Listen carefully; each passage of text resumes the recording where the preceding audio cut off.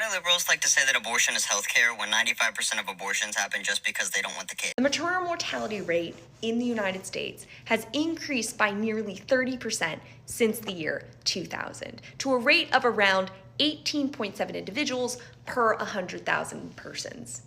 We currently have a maternal mortality rate triple than that of Sweden, Japan, the Netherlands, Germany, the UK, and France. The current maternal mortality rate, which is the mortality rate for individuals carrying a pregnancy to term, is higher than the mortality rate of a police officer in the line of duty.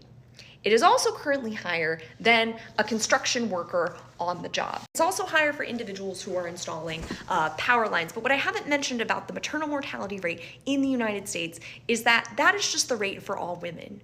When you break it out into respective categories, the maternal mortality rate for Black women and Indigenous women is nearly twice as high. For Black women, the maternal mortality rate sits at around 49 individuals per 100,000 people. For Indigenous women, is around 42 individuals per 100,000 people. To give you some context, the maternal mortality rate for Black women is 3 times as high as for white women. To equate that to our employment statistics, a police officer would have to work in the line of duty for over 3 years before their mortality rate came closer to that for a Black woman carrying one single pregnancy. I think people, especially in the United States, discount the inherent risk it is to be pregnant and to carry a pregnancy to term, specifically in this country. And is pregnancy and having a kid a beautiful and wonderful experience for a lot of people? Yes,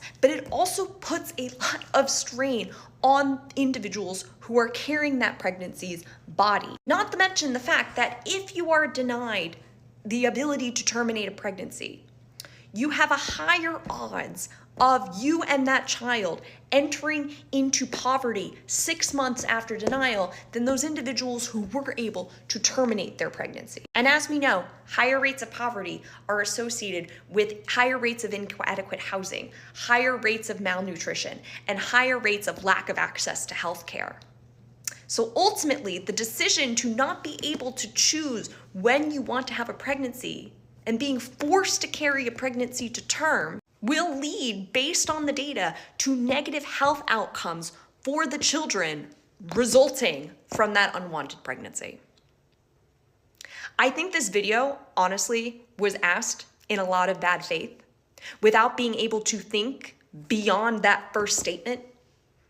But ultimately, right, this singular decision has wide-ranging healthcare ramifications, not just for the mother, but also for the children resulting from that pregnancy.